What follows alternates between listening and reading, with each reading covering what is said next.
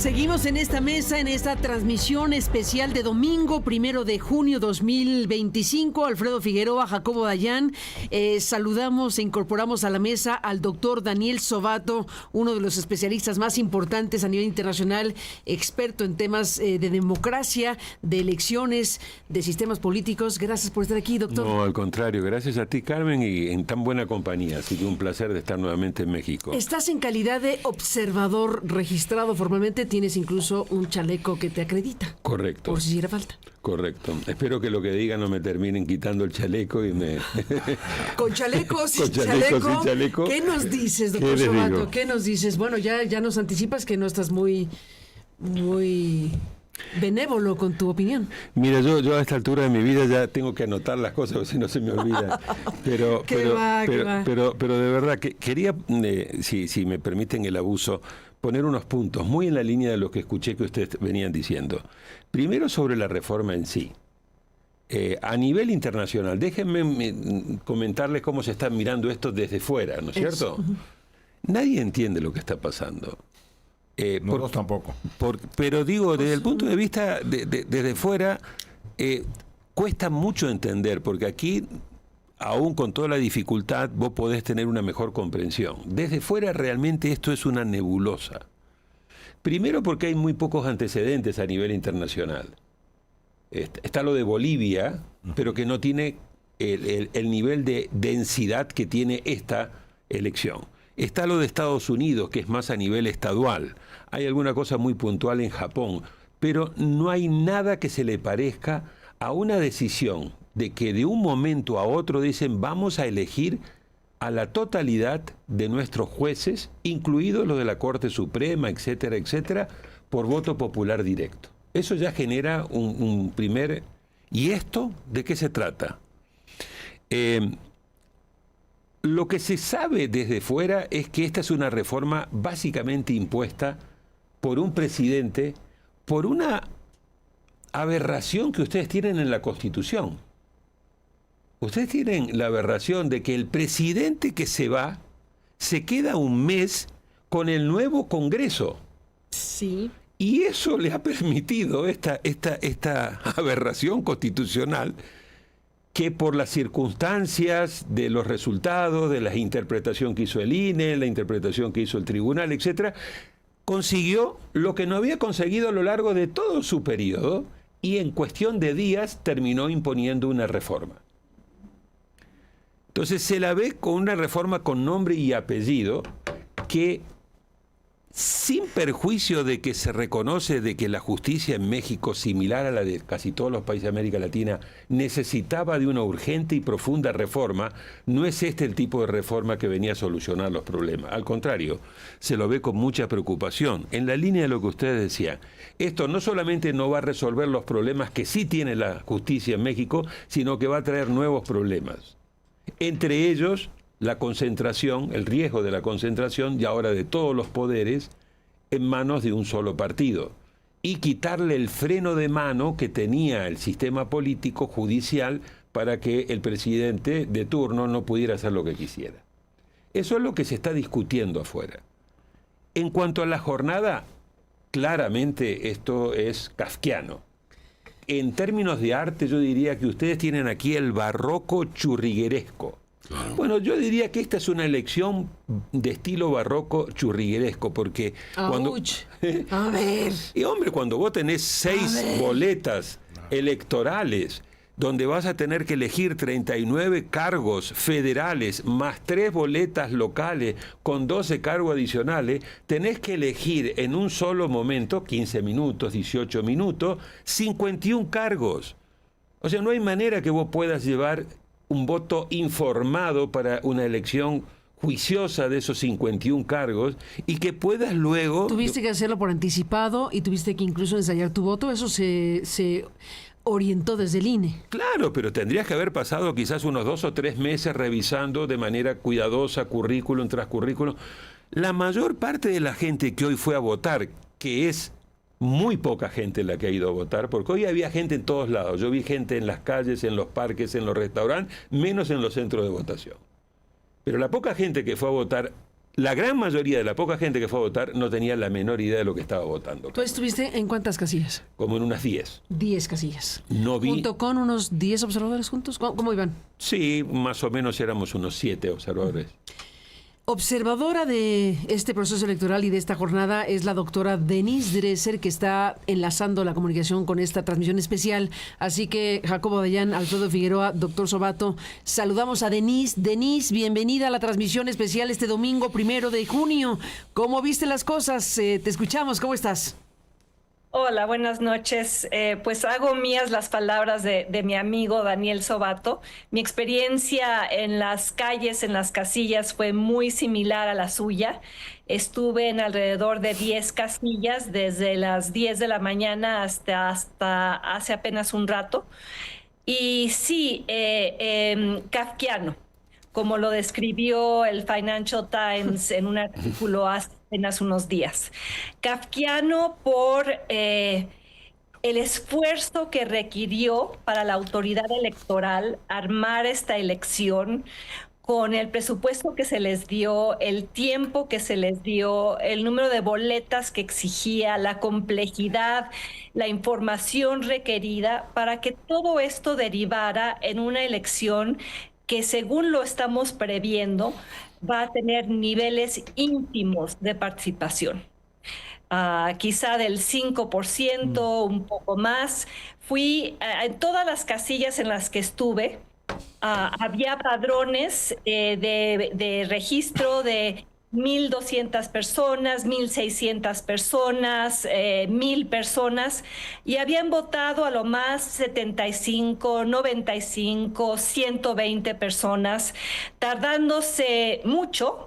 Bueno, no lo que debían haberse tardado, que como bien lo dijo el doctor Sobato, tendría que haber sido 2 o 3 meses de auscultación, más por lo menos varias horas en las casillas. No, aquí el voto tomaba 20 minutos, media hora, un viacrucis para los adultos mayores, muchos de ellos quejándose de cuán pequeña era la letra en las boletas, que era ilegible, no entendiendo el proceso, casillas en las cuales tuvo que intervenir la autoridad electoral porque había personas revisando sus teléfonos, PDFs, acordeones. Incluso afuera de una casilla en la delegación Venustiano Carranza me encontré un acordeón impreso, muy profesionalmente hecho en papel, incluso brilloso, de muy buena calidad, tirado en la calle, y tenía manchas como de chamoy o de papas fritas con adobo. Yo pensaba, bueno, quizá aquí haya una huella dactilar que evidencie la violación a la legislación electoral que entraña este acordeón. Y creo que la fiesta democrática que Morena auguraba no va a resultar una fiesta celebratoria con gran convocatoria, con gran legitimidad. Al contrario, la falta de participación va a ser un tache para una elección que se organizó mal, se planeó mal y está convocada en función de una visión del Poder Judicial que es absolutamente antidemocrática. O sea, una visión de cómo se debe reformar el Poder Judicial que a mi juicio es antidemocrática, porque como bien lo han dicho mis colegas, el Poder Judicial tiene problemas, serios problemas. El 70% de la población piensa que es necesaria una reforma, pero yo creo que el rechazo popular al no asistir a las urnas, ya sea por apatía, indiferencia o franca oposición o desinformación, revela el fracaso del proceso en sí.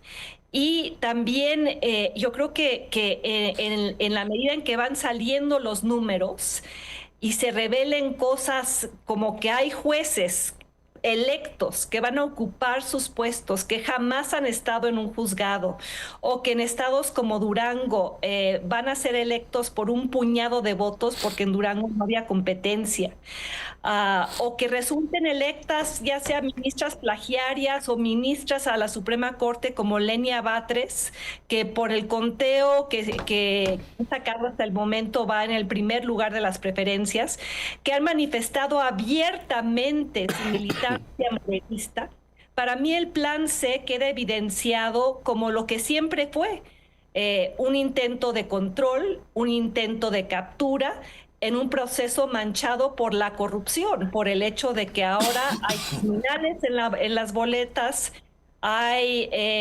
personas que no deberían estar ahí, los filtros fracasaron, los comités de evaluación claramente con simpatías morenistas no hicieron su trabajo, pero regresemos a los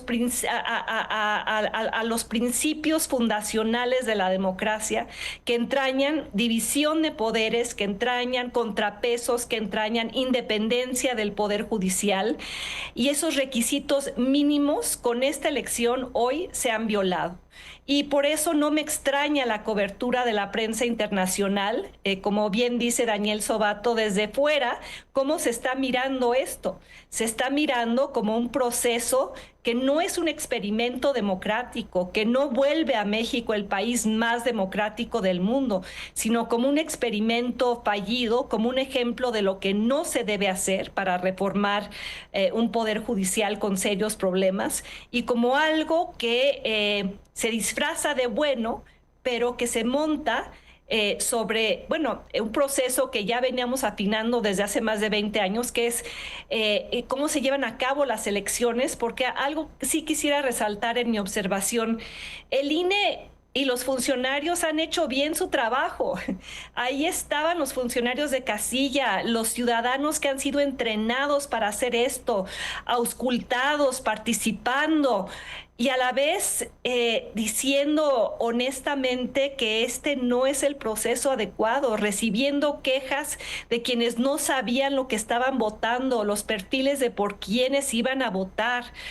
Y el partido en el gobierno se montó sobre la estructura del INE, que es uno de los grandes triunfos de la transición, para llevar a cabo algo que hoy corre en contra de esa democracia disfuncional, incipiente, deficitaria, que se había logrado construir, y que hoy, a pesar de todo lo que critiquemos, a pesar de todo lo que documentemos, a pesar de lo que Daniel y yo y tantos observadores vimos en las calles, la verdadera tragedia es que al final del día, cuando se cuenten los votos, el daño ya va a estar hecho. A pesar de todo lo que hemos dicho, mañana en unos días vamos a amanecer con un poder judicial absolutamente capturado por el partido en el poder. Vamos a amanecer con un poder judicial que carece de profesionalización, se ha enterrado la carrera judicial. Vamos a amanecer con un poder judicial en el cual probablemente hay criminales electos, hay jueces impuestos por el narcotráfico o votados por bandas criminales o impulsados por oligarcas empresariales que quieren justicia a modo. Los serios problemas del poder judicial no se resuelven, se exacerban y se vuelven aún peores en la medida en la cual este poder judicial ya está en manos del gobierno y de un partido que controla el poder ejecutivo, el poder legislativo, y ahora va a controlar el poder judicial. Pues Denise Dresser, gracias por tu presencia aquí. No nos despedimos porque la transmisión especial continúa. Tendremos varias voces que seguimos escuchando, así que no nos despedimos. Por lo pronto, gracias por estar en este segmento. Gracias por la invitación y saludos a los colegas y al auditorio. Gracias, Denise. Y bueno, pues sí estamos, Jacobo Dayan, con todo esto. Estamos con interpretaciones diversas. Tú hiciste una revisión al arranque de esta transmisión especial de cómo llegamos a este punto. Y bueno, pues recorriste todos los puntos previos a lo que fue esta reforma al Poder Judicial. Y la pregunta es el día después, ¿no? Es decir, ya esta elección ha tenido lugar. Vamos a ver qué tipo. El dato duro que tendremos es la participación, qué porcentaje hay de la participación, pero la discusión es qué viene después para el país. Sí, bueno, primero decir que estamos ante una elección kafkiana manejada con lenguaje orwelliano, porque se nos ha dicho que esto nos traerá más democracia, exacto, que esto es más democracia. El país más democrático del mundo. Del mundo. Y esto ya pasa del kafkiano en el procedimiento al orwelliano en el discurso, donde la verdad es la mentira, la guerra es la paz, etcétera, etcétera. Y varias voces han salido a hablar sobre, por ejemplo, qué hacer con las denuncias que surjan en el proceso. Incluso arrancaste esta transmisión, Carmen, hablando de la FICEL, la Fiscalía en temas electorales. Bueno, vale la pena decir quién está en la FICEL, hablando de la cooptación de distintas instancias públicas mexicanas. La Fiscalía es autónoma constitucionalmente. Pues incluso hay una reforma en puerta para dejar de que las fiscalías dejen de ser autónomas. Vamos a ver si en realidad lo son. El fiscal electoral de este país fue José Agustín Ortiz Pinchetti, que en paz descanse, una persona muy cercana a Andrés Manuel López Obrador. Sí, vamos, uno de los amigos más cercanos. Sí. O sea, hablar de independencia de Ortiz Pinchetti no ocupó la fiscalía, tenía una beca de 6 años. El actual fiscal es Facundo Santillán, que probablemente revisará algunas de las inconformidades que se han dado en este proceso. Me gustaría mencionar los últimos 2 trabajos que tuvo esta persona antes de llegar a la fiscalía. En agosto del 2020 trabajó en la Fiscalía de la Ciudad de México como exfiscal bajo las órdenes de Ernestina Godoy, hoy la consejera jurídica de la presidencia, para posteriormente en 2022 pasar a la Unidad de Asuntos Jurídicos y Transparencia de la Secretaría de Seguridad y Protección Ciudadana bajo las órdenes o bajo el mandato de Rosa Isela Rodríguez, hoy secretaria de Gobernación. Entonces, decir que esta persona tiene independencia está muy complicado. Como muchas otras fiscalías especializadas vale la pena decirlo, dentro de la Fiscalía General de la República, como la Fiscalía Anticorrupción, no sé si hemos oído hablar de ella en los últimos 6 años. María de la Luz Mijangos también tiene una beca, no está haciendo una chamba. O la fiscal en materia de derechos humanos, Sara Irene Reirías, hoy candidata a la Suprema Corte de Justicia, una fiscal que mantuvo niveles de impunidad en la Fiscalía General de la República, en un país violentado como el mexicano, superior al 97%. Entonces, ¿ante qué estaremos? Ahí están ya también las primeras denuncias de lo que ha estado ocurriendo en estos días. Por ejemplo, candidatos a jueces que recibieron llamadas de cárceles, donde se les ofrecían carretadas de votos, a cambio, pues, evidentemente, de que si quedaban como jueces, pues se pagara el favor de la movilización liberando a personas en prisión, por no hablar de las personas que están vinculadas a Morena o de las personas vinculadas al crimen organizado.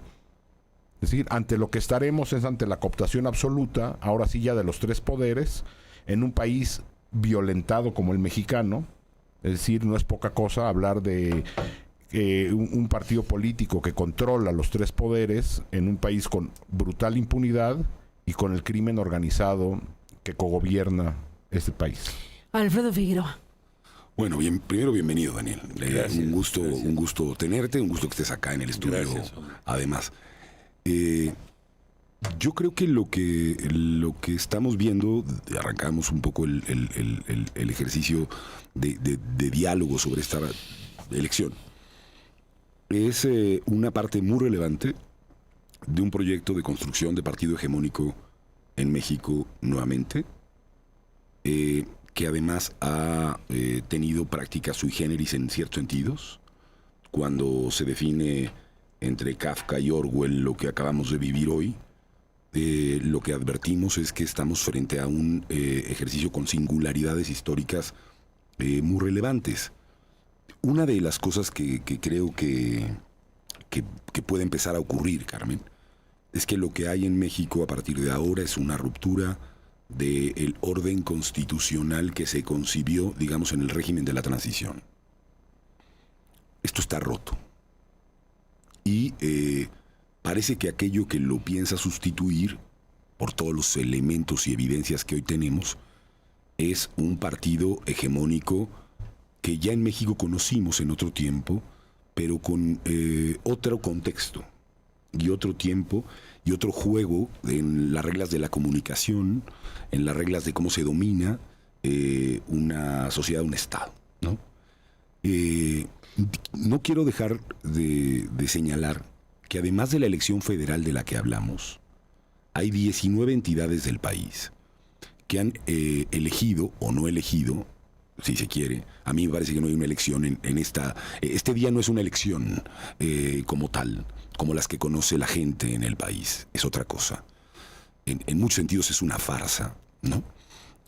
Pero en muchas de esas entidades lo que va a haber es una reproducción del poder local en juego. Es decir, y no importa aquí si se trata de un partido que no es Morena.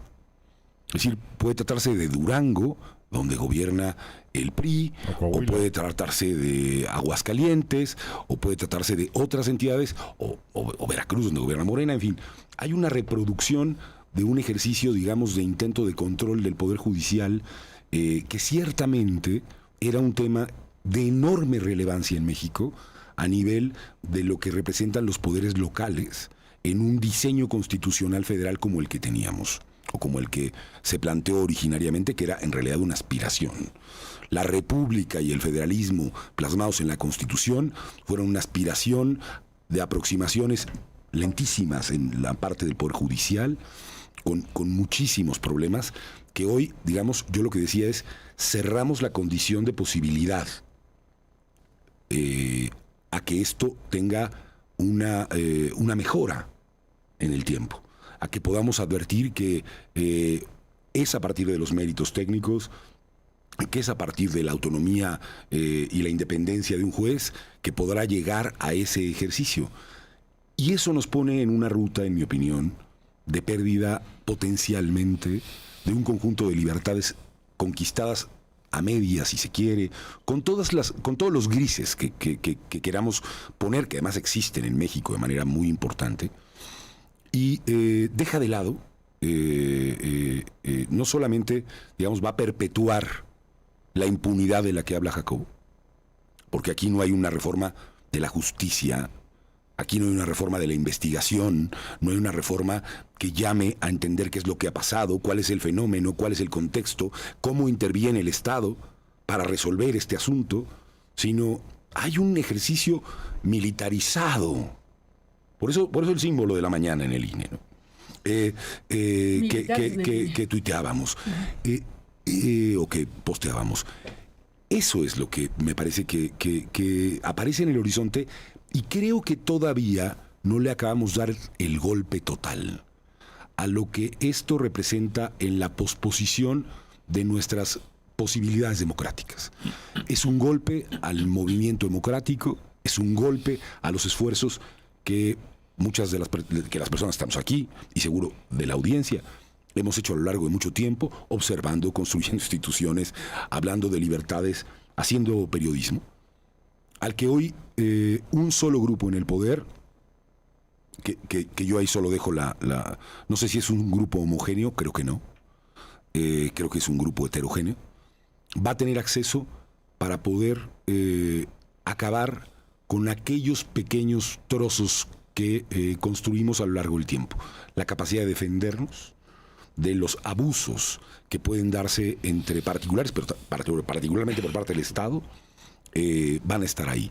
Así que yo avisoro que, frente a tu pregunta de qué es lo que viene, yo creo que lo que viene es el intento de legitimación, en términos del relato público, de lo que vimos hoy. Y el primer ángulo de esa legitimación, y tiene que ver con lo que dice Jacobo, arranca esta noche a las 11 por ahí, 11:30, cuando la señora Taddei salga y diga, mexicanas y mexicanos, lo que hemos podido evaluar mediante una encuesta de una muestra 1,600 me parece casos, este es el grado de participación, el porcentaje de participación ciudadana que hay, que es lo único que podremos saber o el dato duro de esta noche.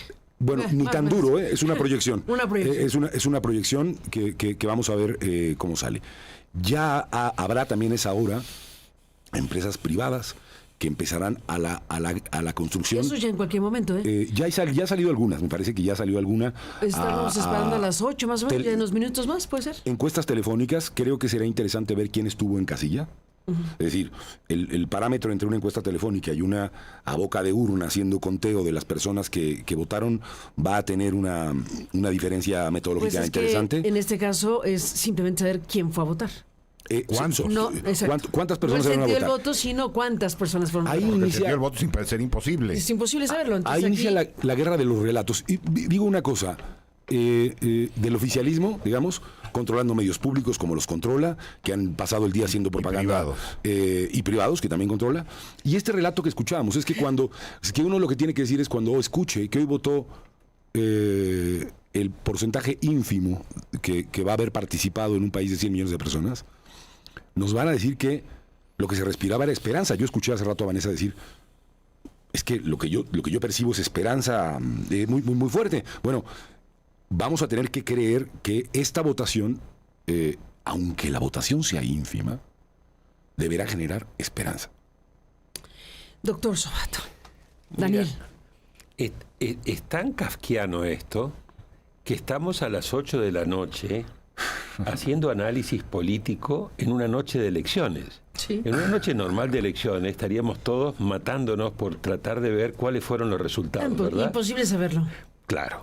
Aquí, Entonces, bueno. Está diseñado para que no sea así. Entonces- A ver, lo más cercano van a ser, los primeros datos van a ser cuando sean Sí. de la Suprema Corte de Justicia Correcto. y del Tribunal de Disciplina Judicial Correcto. y luego los demás Correcto. en Pero- 10, 12 días. Pero ahí es donde yo quiero poner el acento. Ahí empezamos a contar. O sea, estamos haciendo un parteaguas muy importante de lo que durante 40 años hemos construido en la doctrina de los principios de integridad electoral. ¿Cuáles eran esos principios de integridad electoral? Primero, que el elector tiene ante sí una boleta electoral que entiende de manera fácil qué es lo que está votando. Dos, que el elector cuando hace su escogencia entiende a quién está escogiendo. Esos dos principios no aplican.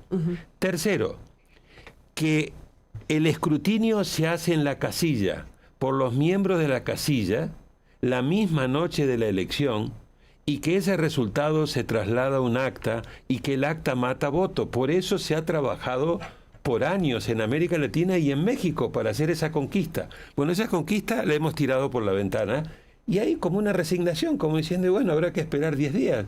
Esta noche nos contentaremos con el medio saber. medio saber de participación. ¿Qué porcentaje? Eso es una renuncia muy importante en materia de integridad electoral, porque además genera todo un desafío de sospechas de qué pasa con las boletas Los paquetes que electrónicos. son trasladados a los centros distritales, cómo es la custodia, vigilancia, etcétera, etcétera. Nos dijeron que van a poner unas cámaras y que vos lo vas a poder ir viendo, pero no es lo mismo. Lo otro, se imprimieron 602 millones de boletas.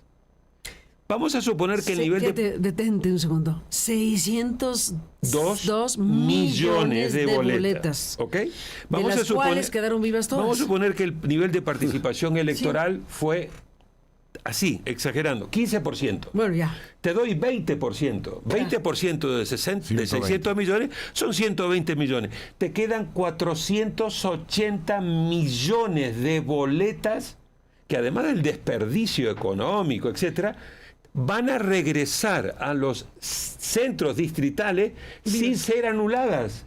Por primera Lo cual vez. rompe de nuevo un principio central, bajo la excusa de que no pudieron diseñar un sistema que invalidara a esas 480 millones de boletas. Entonces, cuando vos vas una detrás de otra, esta elección, más allá del tema per se de la justicia electoral, está rompiendo, comprometiendo todos los principios básicos de integridad electoral con lo que en América Latina y en México se construyó. Y esto va a generar un elemento diciendo, bueno, si esto se hizo para la elección de jueces, Claro. que es uno de los Para tres cualquier poderes, otra elección. ¿por qué no lo podemos hacer en las otras elecciones?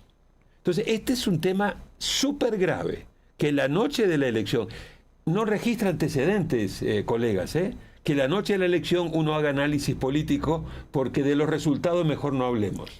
¿Qué te parece, doctor Sobato, tú que eres un expertazo en materia de Pero no mejor no democracias? hablemos, no sabemos nada. Porque No sabemos nada. Pero es que me gustaría oír la opinión del doctor Sobato sobre una declaración de Guadalupe Tadei. Tú traes el chaleco del INE porque eres observador electoral Sí, y te no soy funcionario del INE, no eres ni hablo funcionario en del INE, nombre pero del INE, no, obviamente. pero ese chaleco te acredita Sí. como observador electoral que lo eres y estás en tu análisis y como observador electoral. Esta elección no es solo un acto político, dice Taddei, es la reconciliación con la democracia. Bueno, no sé cómo interpretar de que este proceso es la reconciliación con la democracia, porque quiere decir que todos los procesos electorales previos no eran democráticos. O sea, recién ahora hay reconciliación con la democracia. A mí me parece que todos los, incluido el que eligió al propio presidente Andrés Manuel y el que escogió a la propia presidenta actual, Claudia Sheinbaum, deben haber sido también de actos de reconciliación democrática. De lo contrario, no tendrían legitimidad democrática las autoridades actuales. Taddei, perdón, pero yo no soy observador, así que estoy liberado Tú no tienes chaleco, aunque estuviste en el INE, pero ahora no. Pero Daniel también está bastante liberado de opinar, como lo ha hecho muy bien, diciendo, es decir, Bueno, ¿es un observador? lo que tenemos con Taddei, Carmen, con Guadalupe Taddei, es lamentablemente un esfuerzo justamente en esta guerra de la construcción de un relato junto con la presidenta del Tribunal Electoral, que son personajes que han actuado como correas de transmisión de los intereses del poder en turno, que lo que intentan es edificar una explicación de algo que es inexplicable desde el punto de vista como se lee internacionalmente, que nos contaba Daniel, pero también como la propia gente del país, y eso lo veremos con la participación, lo está leyendo. ¿Qué es lo que está pasando aquí? ¿Qué es esto que advertimos aquí? Y se trata de legitimar al costo que sea, incluso diciendo elementos tales desde la parte de la autoridad como que sería un acto no democrático decidir no participar en esto. Bueno, dijo que era delito. Delito. El llamar a no votar. Bueno, ninguna de las dos cosas lo es. Pues, si lo es, yo mañana me voy a entregar. Pues es que eso dijo la presidenta del INE, que era delito. Por eso, pero tanto los acordeones como llamar a no votar. Si lo es, yo me presento mañana. Bueno, pero lo que quiero decir... público? Sí, claro. No, pero es un absurdo, pues. Lo que quiero decir es, no tiene un sustento ni constitucional ni legal afirmar una cosa de esa naturaleza. Sí, pero es importante quién es el personaje. Claro, ese es el punto. Ese es el punto. Esperaría una declaración de estas, pues de la presidenta de la República, que tiene que defender su propia iniciativa. Pero el árbitro electoral tendría que estar... de la mañana, tendría que estar defendiendo los valores y principios que Daniel nos acaba de decir. Es decir, cuando se habla de cómo recomponer un proceso electoral como este, pues los primeros que tendrían que salir en defensa de los elementos más elementales de un proceso de elección, como es la boleta, es la información, es la libertad, para ejercer y la información para ejercer un voto, tendría que ser el árbitro electoral, pero no, la presidenta del árbitro electoral nos sale a decir que esto es la reconciliación con la democracia. Pues entonces el árbitro electoral pues está... mismo árbitro que tuvo que tomar medidas. No les quedó otra alternativa, tomaron decisiones como esta que acabas de mencionar, de no anular las boletas que no se usaron y otras medidas, reducir el número de casillas por los recursos, por el tiempo, por la premura, porque los llevaron a una serie de decisiones que tomaron ellos para que la elección fuera. Pero si esto es reconciliación democrática... Contra reloj. Si esto es reconciliación, perdón, Ani, si esto es reconciliación democrática, la propuesta de Guadalupe Taddei, supongo que será llevar esto al resto de las elecciones, como decía Daniel. Imagínate. A ver. O sea, creo que son dos cosas completamente en ámbitos separados.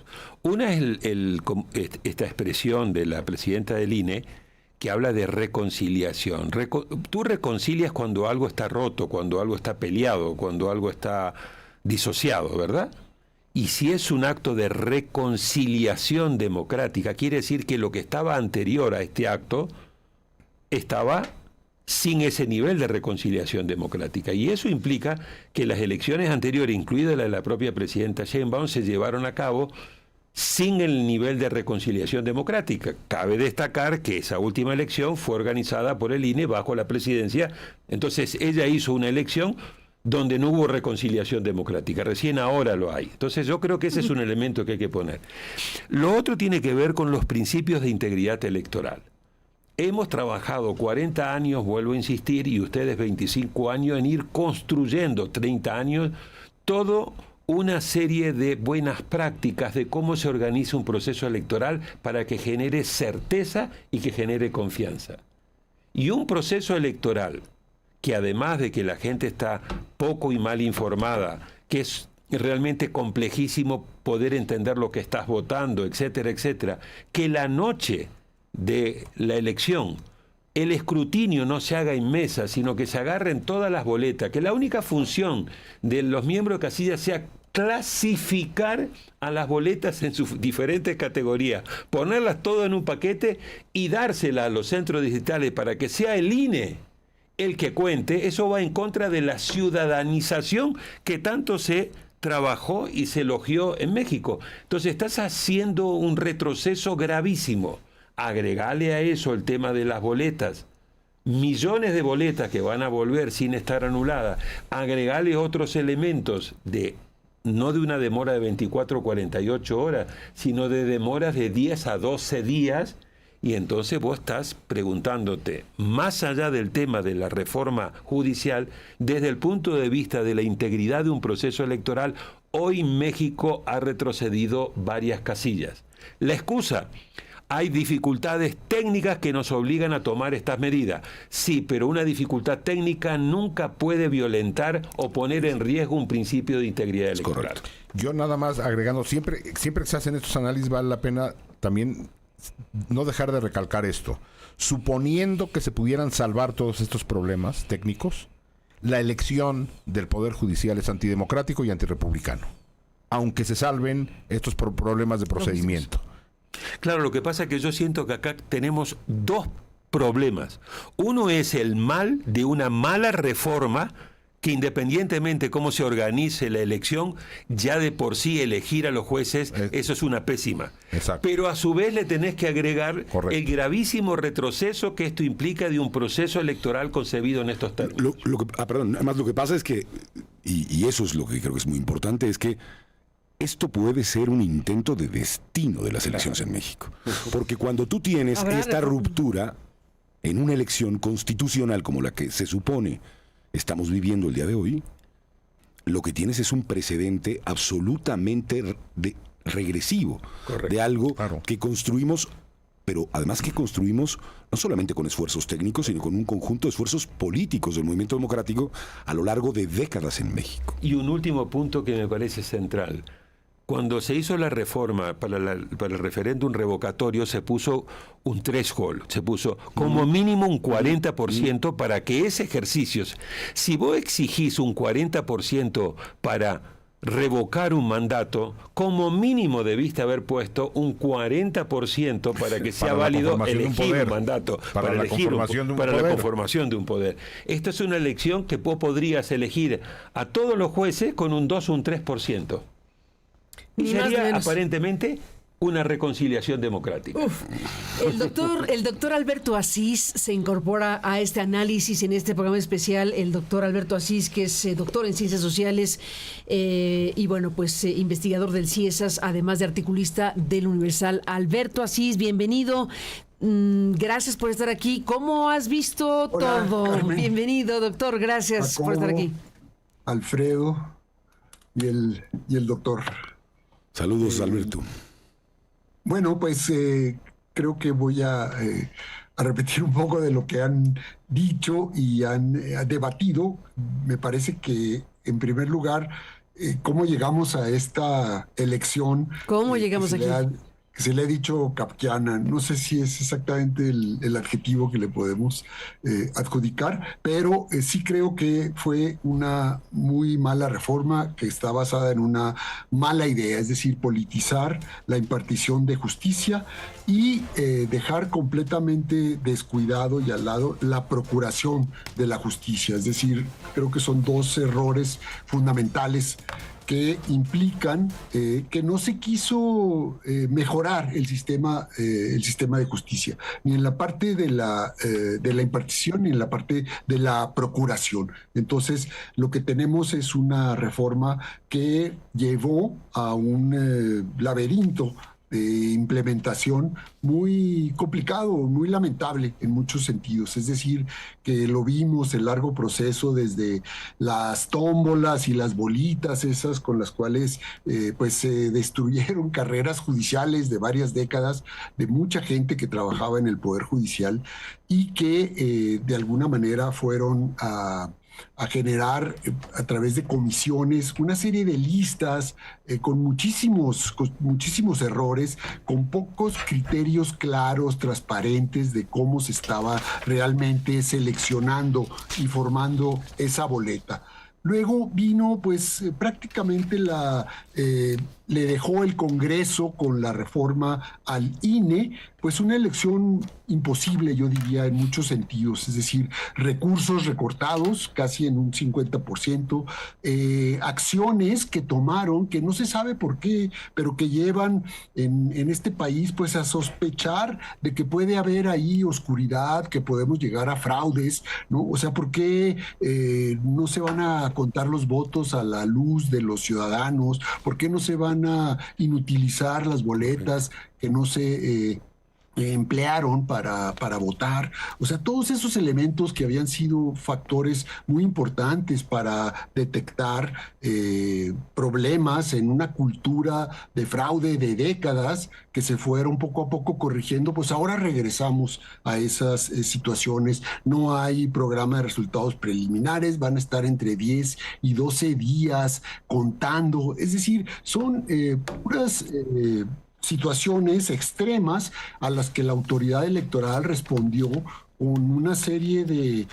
ahí sí creo que hubo un poco de creatividad por parte de la autoridad electoral, cómo transformar los distritos electorales en distritos judiciales. Y entonces, pues lo que tenemos como resultado es una aberración en donde se lastima, por supuesto, el valor del voto, se distorsiona completamente la voluntad popular, porque unos votos van a contar más que otros, porque unas especialidades van a tener mejor proyección que otras en el sentido de los jueces, que si el derecho administrativo, que si el derecho penal, que si el derecho civil, etcétera, que porque en algunos distritos, ¿no?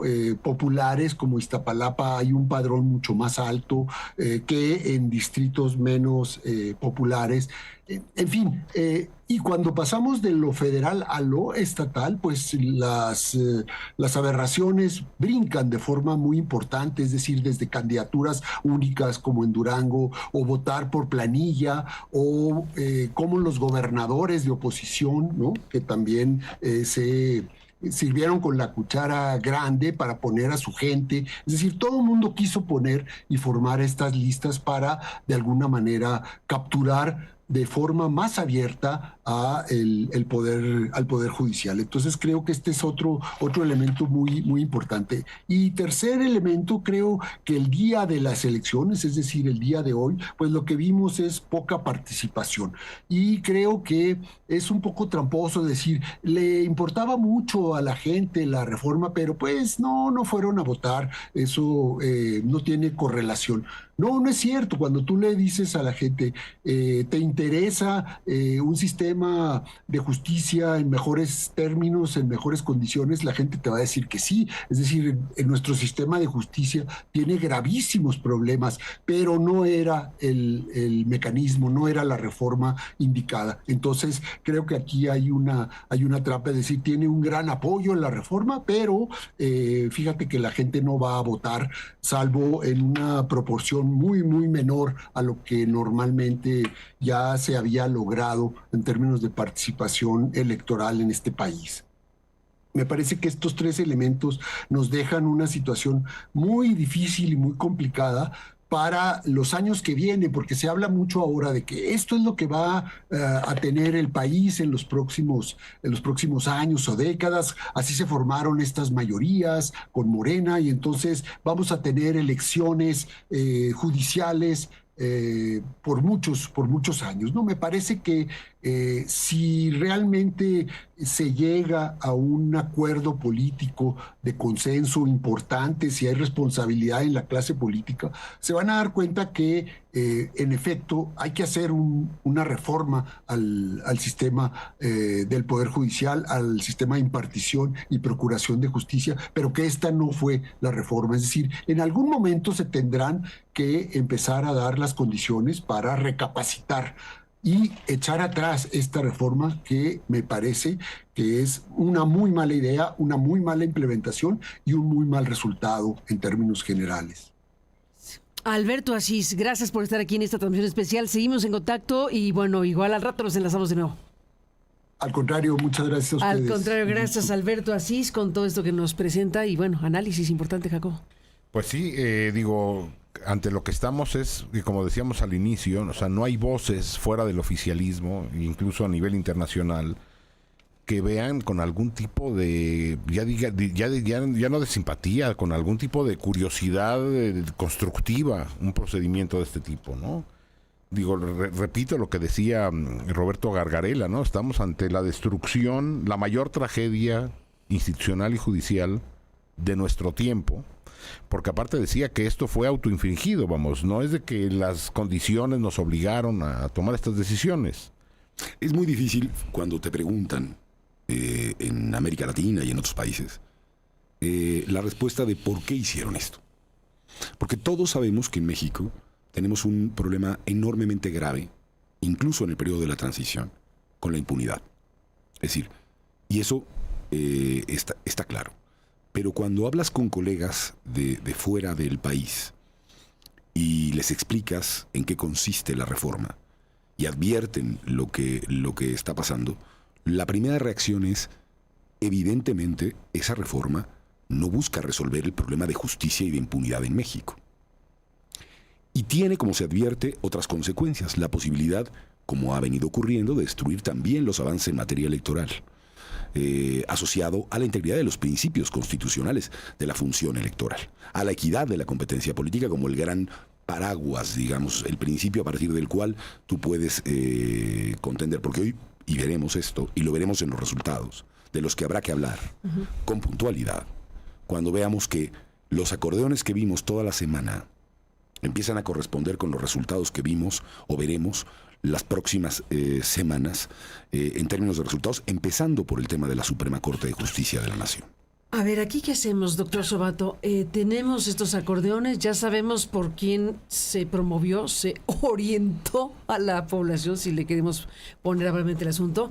Son personas que estuvieron ahí, o sea, los nombres y los apellidos y los números de personas específicas que fueron promovidas ilícitamente. Esas personas serán las juzgadoras. Esas personas serán quienes representen, quienes tomen cargos como ministros de la Corte, como magistrados, como miembros del Tribunal Electoral. de Disciplina. ¿Qué significa esto? Al final de cuentas, ¿qué significa todo esto? Que al final, que estamos con una conducta pues totalmente cuestionable, por decirlo suavecito, que al final va a llevar a personas a ocupar, serán nuestros jueces. Serán los jueces constitucionales, serán los que decidan la libertad o no de las personas, las que resuelvan los grandes asuntos de la justicia, las que están en esas boletas previamente llenadas. Yo agregaría una pregunta ahorita, aprovechando tu experiencia, Daniel. Antes de entrar a esta transmisión, recordábamos la elección rumana, no la reciente, sino la anterior. Una elección que fue revertida por el Tribunal Superior Rumano por la injerencia rusa que hubo en la decisión del voto. Es decir, no fue una injerencia que pudo ser medida en el número de votos, en qué porcentaje.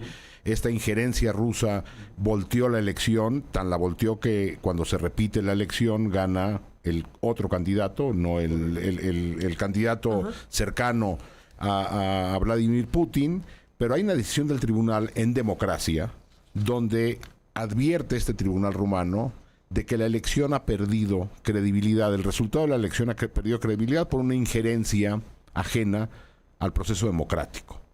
La pregunta es, ¿estamos en México? En una democracia no, pero estamos ante una injerencia con esta masividad de acordeones. ante una masividad que ponga en riesgo el resultado electoral, sabiendo que no se va a revertir. Pero vamos, me parece que voltearnos a ver en el espejo rumano sería interesante.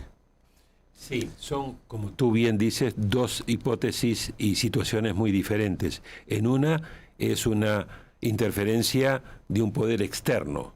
En esto es no solamente que no es un poder externo, sino que es el propio gobierno, el partido oficialista, el que estaría de una manera u otra, por un lado acarreando gente, movilizando gente, y por el otro lado induciendo al voto a través de los acordeones o incluso haciendo un fenómeno de coacción del voto. Ahora, para la conformación de un poder distinto del Ejecutivo. Para la conformación de un poder distinto del Ejecutivo, pero esto obviamente en el sistema electoral mexicano se tiene que impugnar ante el Tribunal Electoral del Poder Judicial de la Federación, como última instancia, la sala plena, y presentar todas las pruebas para poder avalar, porque podrías eventualmente, si hay algún tipo de irregularidad, anular alguna casilla. Pero ya para anular, para repetir toda la elección, tendrías que poder llegar a demostrar con pruebas de que el resultado de esta elección ha sido prefabricado, inducido y hasta cierto punto coaccionado a través de una utilización masiva de los acordeones. Yo en todas las mesas que fui, como un perro de caza, yo iba en búsqueda de los acordeones. Y es imposible, porque yo le pregunté, la gente me decía, no, mire, acá la verdad que acordeones no hay, porque tampoco nosotros vamos a andar requisando a la gente a ver si trae acordeón. Y cuando vos ibas a la casilla, la gente estaba protegida, claro. Y vos no podés inmiscuirte porque estarías violentando el derecho, el secreto de... Entonces, ahora, al final sí se permitieron los acordeones por parte de la autoridad electoral, tanto el INE como el tribunal. Lo que se impidió fue que se repartieran esa... Sí. Eso es un detalle muy importante. La presidenta del INE, en la conferencia que nos dio a nosotros, a los observadores, ella misma dijo, y fue reflejado en los medios, y hoy lo ratificó, y hoy dijo que ella había tardado 15 minutos y que había llevado lo que podríamos llamar una ayuda a memoria, ¿ok? Porque es materialmente imposible recordar 51 números. Nadie de nosotros podría recordar 50.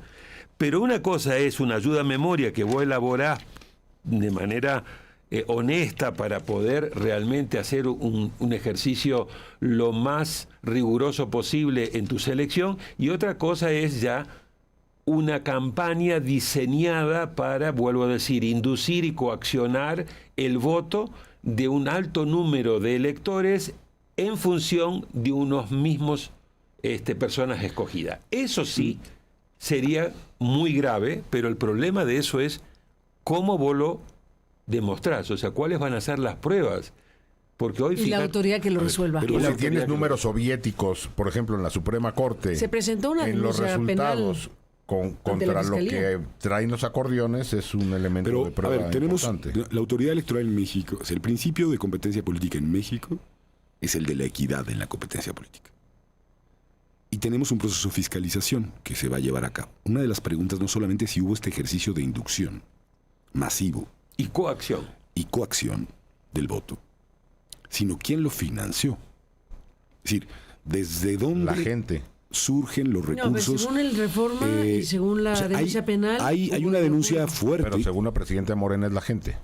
Bueno, sí, pero lo que importa es que la autoridad electoral evalúe cuáles han sido los gastos, los costos que ha habido en esta elección para este tipo de ejercicios, y lo que creo que es claro y que es posible, porque hoy hay evidencia incluso de cheques que salieron de recursos públicos del Estado mexicano, de gobiernos, para que hubiese este proceso de distribución en las distintas capitales, en distintos lugares, en distintos distritos, para este asunto. Pero yo tengo pocas expectativas de que en este país, conforme a lo que vamos viviendo y frente al tipo de autoridades que tenemos... el árbitro electoral está más desacreditado que el arbitraje en la Liga Mexicana. Bueno, sí. Y me parece que hay poca expectativa de que la autoridad haga una cosa distinta en este momento que simplemente buscar los bytes que busquen legitimar el relato de que esto ha sido una elección. Bueno, yo me sorprendo de lo que nos leía Carmen y ustedes y analizábamos ahora. Esto es la reconciliación democrática, o nos dirán, esto es tan importante como la oda que hizo la mañana. La esperanza, ¿no? Esta cosa de la esperanza cuando vamos a ver los resultados. Yo lo que creo es que vamos a tener muchas empresas saliendo a contarnos cuál es el nivel de participación.